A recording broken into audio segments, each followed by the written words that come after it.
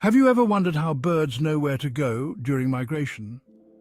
Each year, millions of birds travel thousands of miles to find food, escape the cold, and reach nesting grounds. But how do they do it? Birds use a few incredible tools. They have an internal compass that senses the Earth's magnetic field, allowing them to navigate even without landmarks. Some species also use the sun to help orient themselves. At night, they'll look to the stars using constellations like a natural GPS. And just like we rely on maps, young birds actually learn migration routes by following older birds, memorizing every detail to make the journey themselves in the future.